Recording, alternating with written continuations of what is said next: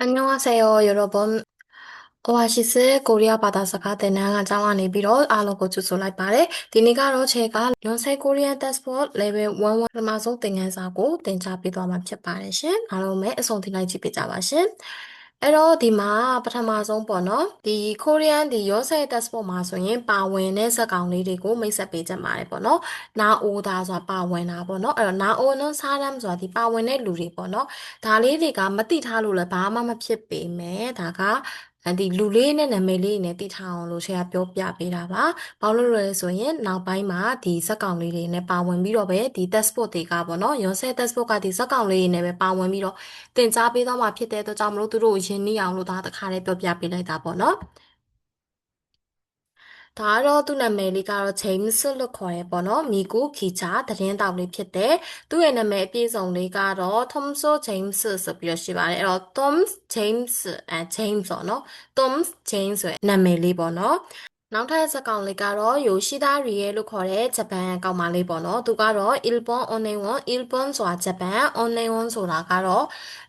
ဒါသိရတဲ့လူတွေရှိရ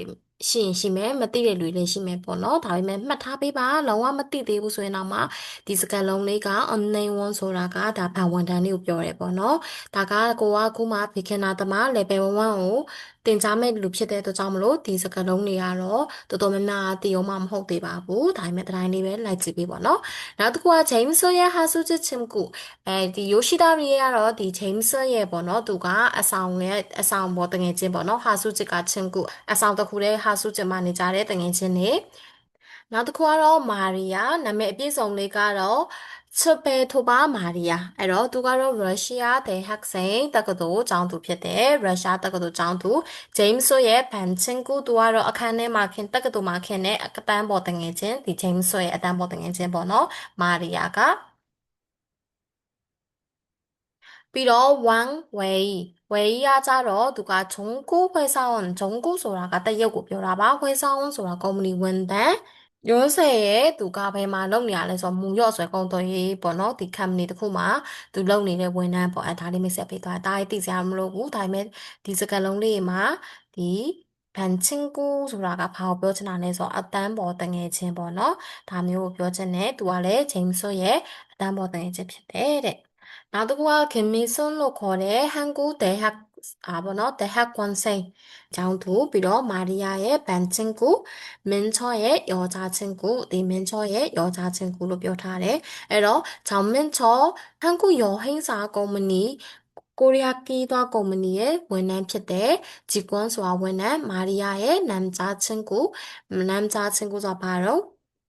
여자리 등의 강리오 별에 비록 이 양수가로 한국 대학생ဖြစ်ပါတယ် 코리아에 따고도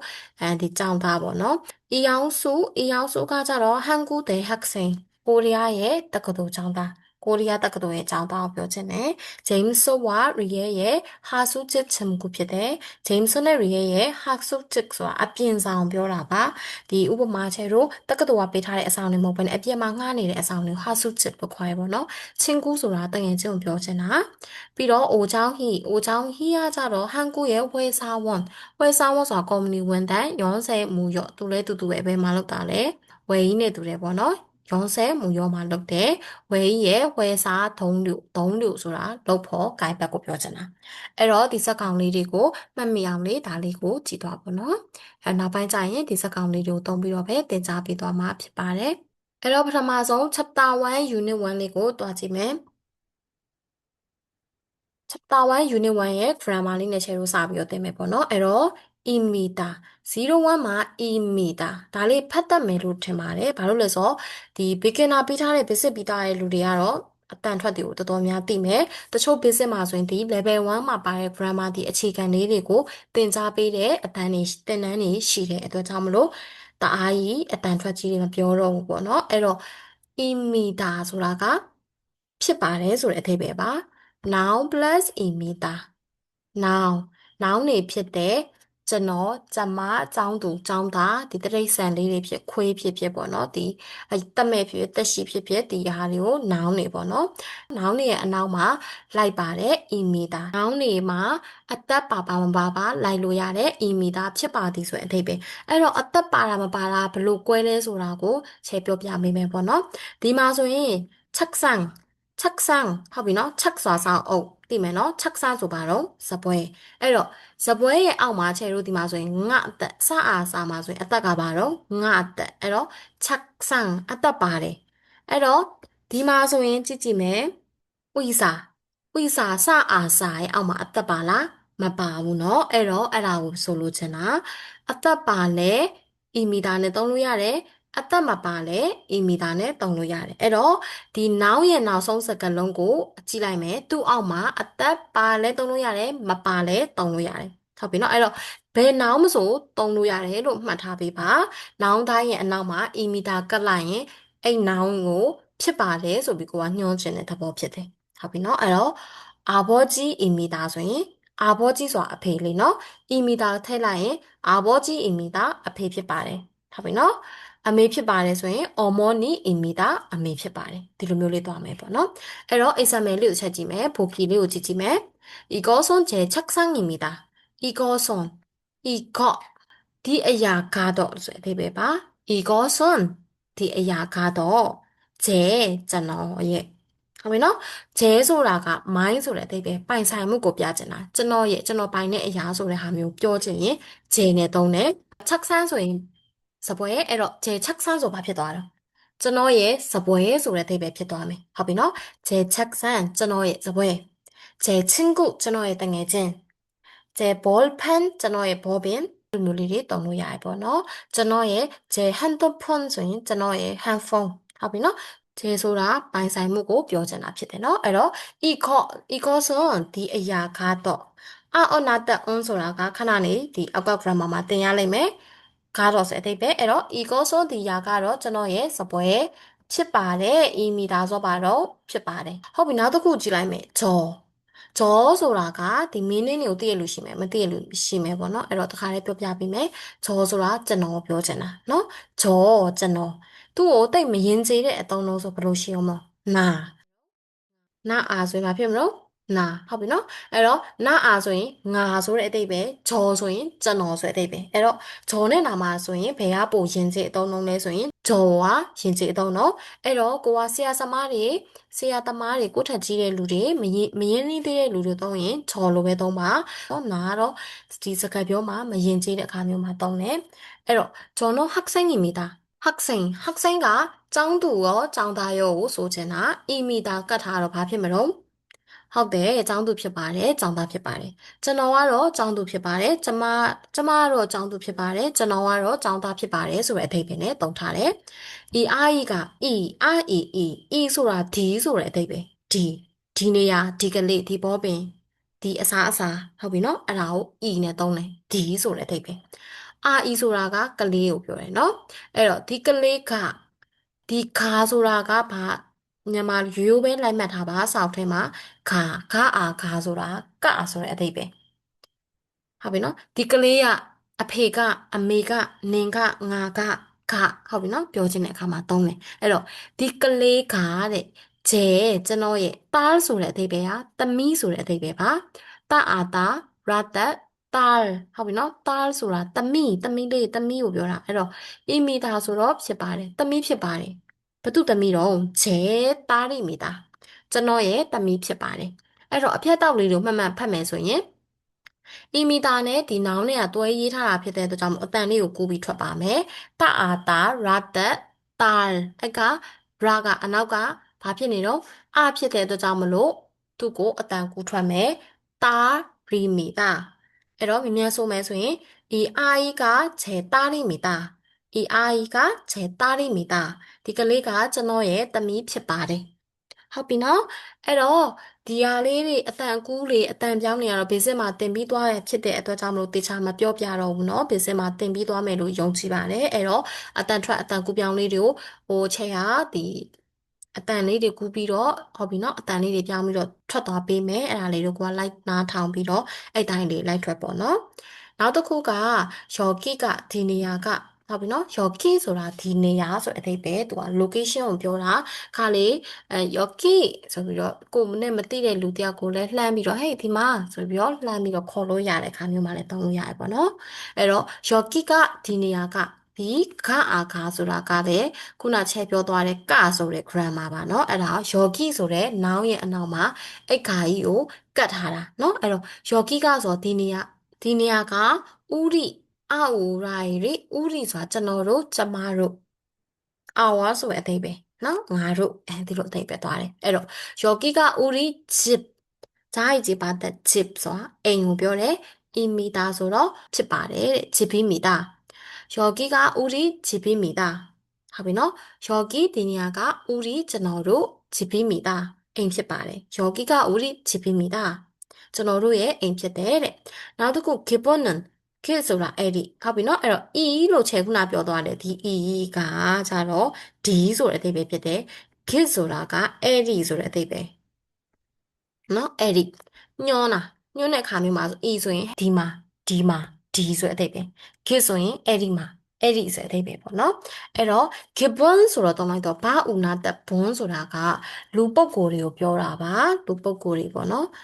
အတိတ်ကိုကရင်ကျေးအသုံးလုံးနဲ့စာရမ်ဆိုတဲ့လူလို့မသုံးဘဲနဲ့ဘွန်းနဲ့သုံးထားတဲ့ပုဂ္ဂိုလ်လူပုဂ္ဂိုလ်ဆိုတဲ့အဓိပ္ပာယ်ပေါ့နော်အဲ့တော့ gibbon ဆိုအဲ့ဒီပုဂ္ဂိုလ်အဲဒီလိုပြောချင်တာနော် gibbon gibbon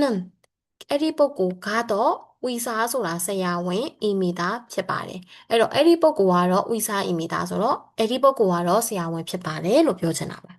ဟုတ်ပြီနော်အဲ့တော့ပြန်ပြီးတော့ grammar လေးကိုဖတ်မယ် noun plus imita noun ဖြစ်ပါတယ်ဘယ် noun မဆိုသုံးလို့ရတယ်အသက်ပါလဲသုံးလို့ရတယ်အသက်မပါလဲသုံးလို့ရတယ်ကိုသိတဲ့ noun လေးတွေဥပမာထားပါတော့ချဆိုရင်ဘာတော့ကာလေနော်ချကာအဲ့တော့제 차입니다ဆိုရင်ဘာဖြစ်မလဲ제ကျွန်တော်ရဲ့차입니다အဲ့တော့ကျွန်တော်ရဲ့ကားဖြစ်ပါတယ်ဟုတ်ပြီနော်제 동생입니다ကျွန်တော်ရဲ့မောင်လေးဖြစ်ပါတယ်ဒီလိုမျိုးလေးတွေကိုကြိုက်တဲ့ noun လေးတွေနဲ့တွဲသုံးသွားလို့ရတယ်နောက်တစ်ခု unknown ဆိုတာကအပေါ်မှာပါသွားတယ်နော်သူလဲ noun နဲ့တွဲသုံးတယ်ခါတော့ဆိုတဲ့အဓိပ္ပာယ်ပါမြန်မာလိုခါတော့ဟုတ်ပြီနော်ကတော့မဟုတ်ဘူးနော်ကတော့ဆိုတာနင်ကတော့လှရယ်နော်ငါကတော့မလှထားလိုက်ပါတော့နင်အမတော့လှရယ်နော်နင်ကတော့မလှဘူးဒီလိုမျိုးမှသုံးလို့ရတယ်နင်တို့အဖေမေတွေကရောဘာလုပ်တာတော့အဖေကတော့ကုမ္ပဏီဝန်ထမ်းပါအမေကတော့အစိုးရဝန်ထမ်းပါဒီလိုမျိုးလေးတွေသုံးချင်တဲ့အခါမျိုးမှာဂါတော့ဆိုရဲအတိတ်ပဲနဲ့သုံးချင်နေဆိုရင် on နဲ့သုံးပေးရမယ်နောင်လေးရဲ့အနောက်မှာကပ်ပေးရမယ်အသက်ပါရင် on နဲ့သုံးပြီးတော့အသက်မပါရင် no နဲ့သုံးလို့ရမယ်အဲ့တော့အသက်ပါရင်ဘာကြီးတော့အသက်မပါတာဘာကြီးတော့ဘလို့ခွဲရတာလဲမသိသေးတဲ့လူတွေထပ်ပြောပေးမယ်အပေါ်မှာလည်းပြောသွားပေးတယ်ကိုသုံးချင်တဲ့ noun ကိုကြည့်လိုက်မယ်နော်ကိုသုံးချင်တဲ့ noun ကိုမှာ noun ကသုံးလုံးရှိနေတယ်ဆိုရင်နောက်ဆုံးစကားလုံးကိုပဲယူနှလုံးရှိနေတယ်နောက်ဆုံးစကားလုံးကိုပဲယူတစ်လုံးလေးရှိနေရင်တော့အဲ့တစ်လုံးလေးကိုပဲကြည့်ရတော့မယ်ဟုတ်ပြီနော်အဲ့တော့နှလုံးသုံးလုံးဆိုတာဘာလို့လဲကြည့်လိုက်လေနော်စောဦးဒါနောင်းနေလေနော်စုတို့နောင်းနေချောနောင်းမယ်စာရမ်နောင်းဒီမှာဆိုနှလုံးလေးတွေပဲပါတယ်နော်ဒီမှာဆိုတစ်လုံးအဲ့တော့စောဦးစောရဲ့ဦးရဲ့ပါနှလုံးမှာဆိုဒီရှေ့ကစောကိုမကြည့်အောင်နောက်ဆုံးစကားလုံးပဲကြည့်ရတယ်ဒါကနှလုံးနဲ့ပါတာမလို့သုံးလုံးပါတဲ့နောင်းဆိုရင်သုံးခုမြောက်ဒီစကားလုံးကိုကြည့်ရတယ်နောက်ဆုံးစကားလုံးကိုကြည့်တယ်နော်အဲ့နောက်ဆုံးစကားလုံးမှာသူ့ရဲ့အောက်မှာအသက်ဆိုတာရှိတယ်ဒါ beginner သင်ပြီးတဲ့လူတိုင်းသိတယ်နော်သူ့ရဲ့အောက်မှာဘာလို့ဒါဆိုရင် ra အသက် ra နဲ့တက်ထားတာနော်အအူအူဘာနဲ့တက်ထားတာတော့ ra နဲ့တက်ထားတာအဲ့တော့ saul ကအသက်ပါတယ်လေဟုတ်ပြီနော်အဲ့တော့အသက်ပါရင်ဘာနဲ့သုံးမလို့ on တက် on နဲ့သုံးမယ်အသက်မပါရင်ဘာနဲ့သုံးမှာတော့ na တက် no နဲ့သုံးမယ်နော်အဲ့တော့ဂျောဆိုရင်အသက်ပါလားပါဘူးလားသူ့ရဲ့အောက်မှာ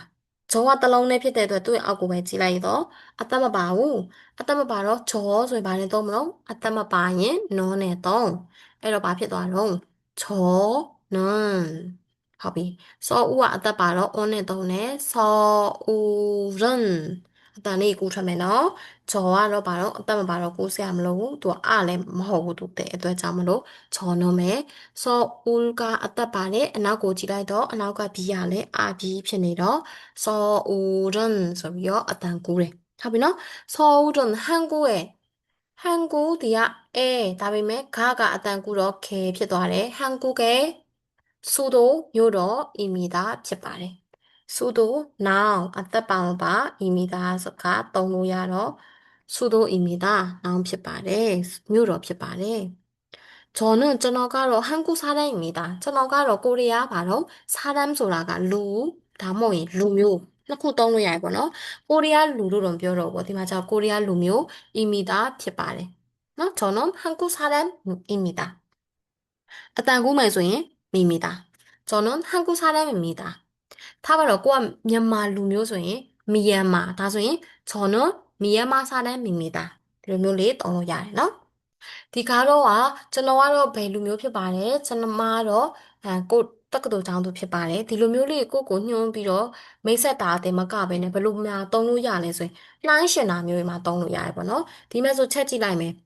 동생은 키가 큽니다 저는 키가 작습니다အဲ့တော့동생ဆိုတာကညီလေးလည်းညမရတယ်ညမလေးလည်းရတယ်ပေါ့နော်သူကပြောတဲ့လူပေါ်မှာမူတည်ပြီးညီလေးလားညမလေးလား꿰သွားမယ်အဲ့တော့동생မှာဆိုအသက်ပါလားမပါဘူးလားအသက်ပါတယ်အသက်ပါတော့ဘာသုံးထားလဲnot that on ကိုသုံးထားတယ်အဲ့တော့동생은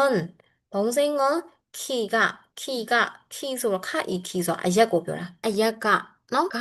ဆိုတာကဆိုတဲ့အဓိပ္ပာယ်အဲ့တော့동생은 키가 큽니다 크 크ဆိုတာကကြီးပြီဆိုတဲ့အဓိပ္ပာယ်ဒါပေမဲ့အရက်ကြီးသည်လို့ဒီမှာ share လို့မထွက်ဘူးအရက်ကိုဘာတော့ရှည်တယ်လို့ပဲသုံးမယ်အရက်ရှည်တယ်အရက်မြင့်တယ်လို့သုံးမယ်နော်ခီကခတာတခါလေးစက်ထားပေးပါခီကအာကခတာအာတာခီကခတာ동생은 키가 큽니다 저는 키가 작습니다အဲ့တော့키가 크다 크다 아다 크다ဆိုတာကကြီးသည်ဆိုတဲ့အဓိပ္ပာယ်ဟုတ်ပြီနော်ပြီးတော့ဂျာအာဂျာခြေဒီတိုင်ပင်လေးကရိုက်လို့ပေါ့နော်လုံးလို့မရလို့ဒီလက်ရေးလေးနဲ့ပဲရေးပေးလိုက်တယ်အဲ့တော့ဂျာဂတ်တက်ဂျက်တာဒါဂျက်တာဆိုတာကကြတော့သေးတယ်ဆိုတဲ့အဓိပ္ပာယ်ပေါ့နော်ဒါပေမဲ့ခီကဂျက်တာဆိုတော့ဘာဖြစ်သွားမလဲအရက်ကပုတယ်ဆိုတဲ့အဓိပ္ပာယ်ဖြစ်သွားမယ်နော်အဲ့တော့ခီကခက်တာအရက်မြင့်နဲ့ခီကဂျက်တာအရက်ကပုတယ်ဟုတ်ပြီနော်အဲ့တော့နှိုင်းရှင်နိုင်မယ်ဒုံးစိန်ညမလေးကတော့အရက်ကမြင်ပါတယ်ကျွန်တော်ကတော့ဂျော်နွန်းဆိုတာကျွန်တော်ကတော့ခီကအရက်ကဂျက်စမီတာပို့ပါတယ်နှိုင်းရှင်ပြလိုက်တာနော်동생은ညီမလေးကတော့ကျွန်တော်ကတော့နှစ်ခုနှိုင်းရှင်းလိုက်တာဆက်နဲ့စနက်ကြောင်းနဲ့နော်အဲ့တော့ညီမလေးမှာအသက်ပါတော့ on နဲ့သုံးတယ်ကျွန်တော်ကကြတော့အသက်မပါတော့ no နဲ့သုံးမယ်ရမယ်နော်နောက်တစ်ခု고기ဆိုအသား run ဆိုတာကကိုဆိုတဲ့အဓိပ္ပာယ်ဒါလေးတွေမသိတော့သေးဘူး grammar နော်ဒါတိုင်းပဲမှတ်ထားပေး bra or rather run ဆိုတာကကိုဆိုတဲ့အဓိပ္ပာယ်고기는အသားကို좋아하다ဆိုတာကြိုက်မြတ်တဲ့ဒီဆိုတဲ့အဓိပ္ပာယ်ပါ 좋아합니다ဘာနေတာစမနေတာနဲ့တုံထားတယ်ဒါလေးလည်းမသိသေးဘူးသူ့ရဲ့အဓိပ္ပာယ်ကပါတယ်ဆိုတဲ့အဓိပ္ပာယ်ပါကြိုက်ပါတယ်မုန်းပါတယ်ဟုတ်ပြီနော်အဲ့တော့ညင့်ပါတယ်ပူပါတယ်ဒီမှာဆိုရင်ဒီလိုတုံထားတယ်သွားပါတယ်စားပါတယ်ဟုတ်ပြီနော်ပါတယ်လို့ပြောချင်ရင်ဘာနေတာစမနေတာလို့တုံးတယ်စားစဘာတစနာအီနီဒါအာဒါစမီတာဘာတယ်ပြီးတော့နာအီနီဒါအာဒါဘာနေတာဆိုပြီးတော့ရှိတယ်သူကဒီမှာကိုလိုလို့ဆိုတော့မတင်ရသေးဘူးဒါပေမဲ့တစ်ခါလေးပြောပြလိုက်မယ်သူကကြတော့ vet တွေရဲ့အနောက်မှာလိုက်တယ် vet ဆိုတဲ့သွားသည်လာသည်စားသည်ဆိုရင်เนาะဒီလိုမျိုး vet တွေတီနေဆုံးတဲ့ဟာတွေအနောက်မှာလိုက်တယ်အဲ့တီကိုဖြုတ်ပြီးတော့ကိုကစာအကြောင်းကြီးလိုမျိုးတီလို့မပြောချင်တဲ့အတွက်ကြောင့်မလို့ဒီစကားပြောပုံစံလေးနဲ့ပြန်ပြောင်းထားတယ်ပါတယ်ဆိုရင်ပြန်ပြောင်းထားတာအသက်ပိုင်ရင်ဘာနေတာနဲ့သုံးပြီးတော့အသက်မပိုင်စမီတာနဲ့သုံးထားတယ်ဂျွာဟာတာဆိုတာဟာအာဟာဒါအာတာဟာတာဟုတ်ပြီနော်ဟာတာနဲ့ဆုံးတာအဲ့ဒါအောင်မှာဒါဖြုတ်ပြီးတော့ဒီဟာရဲ့အောက်မှာအသက်မပါတော့ဒီဘာကြီးကိုသွားကတ်ထားပြီးဘာနေတာကြီးကဒီလိုကတ်လိုက်တာဒီမှာဆိုရင်ဥပမာချဲတို့အပေါ်ကဟာနဲ့ပဲပြောမယ်ဆိုရင်ခစ်တာဟုတ်ပြီနော်အပေါ်မှာချဲပြောသွားရလေနော်ခစ်တာကပါသူ့ရဲ့မူရင်းဖက်ကခစ်တာကြီးသည်ဟုတ်ပြီနော်အဲ့တော့မှကြီးပါတယ်ညင့်ပါတယ်လို့ပြောချင်တော့ပါတယ်ဆိုတဲ့ဘာနေတာစွတ်မိတာသုံးမယ်ဆိုရင်ဒီကိုဖြုတ်ရတယ်ဒါကြီးကိုဖြုတ်ပြီးတော့ k plus အသက်မပါတော့ဘာသုံးထားတော့ဘာနေတာဒါပေမဲ့သူက ဘာနေတာဆိုပြီးခေရဲ့နောက်မှာခေဘာနေတာဆိုပြီးတော့ကတ်တာမဟုတ်ဘူးအသက်ကမပါဘူးလေနော်မပါတဲ့အတွက်ဘာနေတာသုံးပြီးတော့အဲ့ခေရဲ့အောက်မှာအသက်နေရာမှာဘာကိုတခါလေးဝင်လိုက်တာဒီလိုမျိုးလေးဖြစ်သွားတာနော်အဲ့လိုလေးဝင်လိုက်တော့ဟုတ်ပြီအဲ့လိုလေးဖြစ်သွားတာဘာလို့ခေမီတာနာအီနီဒါလေးကိုပါတွဲကတ်လိုက်မယ်ခေမီတာလို့ဖြစ်သွားတာဒီမှာလဲတူတူပဲနော်ဂျိုဝါဟာတာဟာအာဟာဒါအာတာနဲ့ဆုံးတာဂျိုဝါဟာတာအဲ့ဒီအောက်မှာဒါကိုဖြုတ်ပြီးဟာရဲ့အောက်မှာဘာနေတာကတ်ထားတာဂျိုဝါဟာတာဟုတ်ပြီနော်ကြိုက်ပါတယ်လို့ဖြစ်သွားတယ်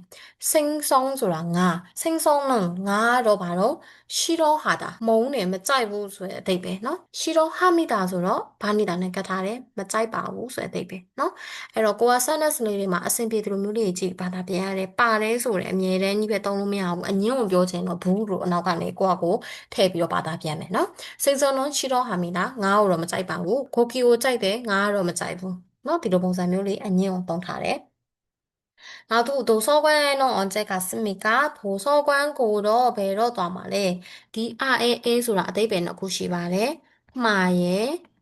ကိုရယ်သူကနေရာတွေအချိန်တွေပေါ်မှာမူတည်ပြီးတော့မှားလားကိုလားဆိုတာ꿰သွားတယ်เนาะဒီမှာတော့ကိုလို့ဘာသာပြန်မယ်နေရာကိုပြောချင်တဲ့အတွက်ကြောင့်မလို့도서관စာကြည့်လိုက်ကိုတော့ဘယ်အချိန်언제ဆိုတာဘယ်အချိန်가다 가다သွားသည်갔습니까သွားခဲ့ပါလဲဒါကတော့ချိန်မပြောတော့ဘူးဒါပေမဲ့မှတ်ထားပေးကသူ့ရဲ့အောက်မှာစတက်လေးဖြစ်နေတာကဒါအာဆိုရယ်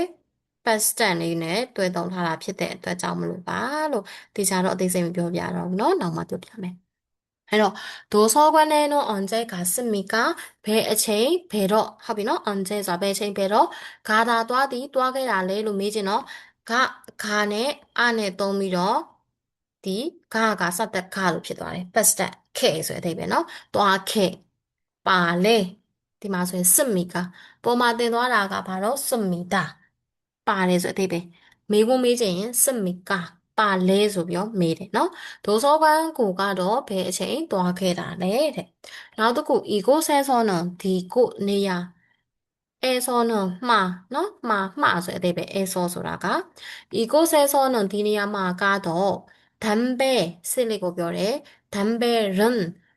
라떼런ဆိုတာကကိုဆိုတဲ့အဓိပ္ပာယ်နော်ဟိုဒါ grammar လေး에서는ဆိုတာမှာကတော့에서ဆိုတာမှာ는ဆိုတာကတော့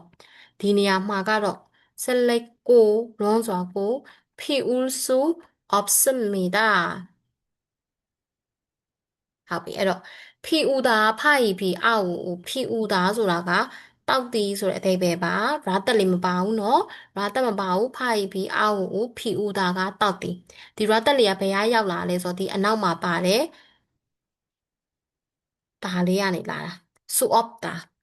သူ့ရဲ့မူရင်း grammar က on la su opta တဲ့ on la su opta အဓိပ္ပာယ်ကတော့လုံးလို့မရဘူးမလုံးရဘူးဆိုတဲ့အဓိပ္ပာယ်ပေါ့နော်အဲ့တော့ဖီဦးတာအာဦးဖီဦးတာတောက်တီအဲ့တော့ဖီဦးရဲ့အောက်မှာအတတ်မပါတော့ဒီလလေးကိုတုံးထားပြီးတော့ပေါ့နော်ဒီရလေးကဒီဦးရဲ့အောက်မှာရောက်သွားပြီးတော့ဖီဦးစု off တာဆိုရင်တောက်လို့မရဘူးဟုတ်ပြီနော်ဒီလိုအဓိပ္ပာယ်နဲ့တုံးထားတယ်အဲ့ဒါမှစမီတာနဲ့ထပ်ကတ်ထားတယ်ဖက်ရဲ့အနောက်မှာထပ်ကတ်ထားရပေါ့နော် 피우수 없습니다 တောက်လို့မရပါဘူးတဲ့ဒီနေရာမှာတော့ဆက်လက်ကို 피우수 없습니다 တောက်လို့မရပါဘူးနောက်တစ်ခု부모님에게ဆိုတာကို에게ဆိုတာကကိုကိုယဉ်ကျေးသုံးထားတာဒီမိဘတွေကိုဘယ်တော့တဲ့အားလေးကြီးမာဆယ်ရောတဲ့ဒီမိဘတွေကိုဘယ်ပေါ့သူပြောချင်တာမိဘတွေကိုဘဲကတော့ပေါ့နော်အားလေးကြီးမာဆယ်ရောအားလီသားဆိုအတိပေးတယ်ကြီးမာဆယ်ရောခြားရီကြီးမာအာမာစရဲဆဲအာယူယိုကြီးမာဆယ်ရောဆိုတာကအာဒီသူကအငင်းပေါ့နော်တခုဆိုရင်ခါကြီးမာဆယ်ရောမသွားပါနဲ့မောက်ကြီးမာဆယ်ရောမစားပါနဲ့ဒီလိုမျိုးပြောချင်တာပေါ့နော်အဲ့တော့အာလီသားအတိပေးတယ်အာလီကြီးမာဆယ်ရောအတိမပေးပါနဲ့မိဘတွေကိုဘဲနော်မန်းဆိုတာဘဲဆိုတဲ့အဓိပ္ပာယ်ဒီမှာဆိုရင် on လေးကိုအမြဲတမ်းပါနေပေမဲ့ကိုကဖြောက်ပြီးတော့ဟိုဘာသာပြန်ပေးမယ်ပေါ့နော်ဒီနေရာမှာတော့နောက်ထောက်သွားမှာဆိုတော့မိဘတွေကိုဘဲကတော့ဒီလိုမျိုးကြီးဖြစ်သွားမှာဆိုတော့မိဘတွေကိုဘဲအားလေးကြီးမှာဆဲရောမိဘတွေကိုဘဲနော်မိဘတွေကိုပဲအတိမပေးနဲ့လို့ပြောလိုက်တာပါအဲ့တော့ပြန်ပြောမယ်အသက်ပါရင် on အသက်မပါရင် non နော်ဘာမှသုံးတာလဲ ဘယ်မှာသုံးတာတော့နောင်နေရဲ့အနောက်မှာကပ်ပါတယ်နောင်ကတော့ဆိုတဲ့အဓိပ္ပာယ်အဖေကတော့အမေကတော့ခွေးလေးကတော့မောင်လေးကတော့ညီမလေးကတော့စာအုပ်ကတော့ဘောပင်ကတော့အိမ်ကတော့ဒီလိုမျိုးလေးသုံးလို့ရတယ်နော်အဲ့တော့အသက်ပါမပါဘူးနောင်ရဲ့နောက်ဆုံးစကားလုံးအောက်မှာအသက်ပါရင် on နဲ့သုံးမယ်အသက်မပါရင် non နဲ့သုံးမယ်ပြီးတော့ထပ်ပြီးသင်မိလိုက်တာကစစ်မီတာဘာနေတာလေးလဲနည်းနည်းလေးသင်မိလိုက်တယ်နော်စစ်မီတာဘာနေတာဆိုတာပါတယ်ဆိုတဲ့အဓိပ္ပာယ်အပေါ်ကဒီအီမီတာကကြတော့ဖြစ်ပါသည်ဆိုတဲ့အဓိပ္ပာယ်သူက noun အနေနဲ့သုံးတယ်အောက်ကဒီချဲတင်ပေးသွားတဲ့ဒီစစ်မီတာတို့ပေါ့နော်ဒီပေါ့ဒီစစ်မီတာဒီဘာနေတာတွေကကြတော့ verb တွေနဲ့သုံးတာ verb plus စစ်မီတာဘာနေတ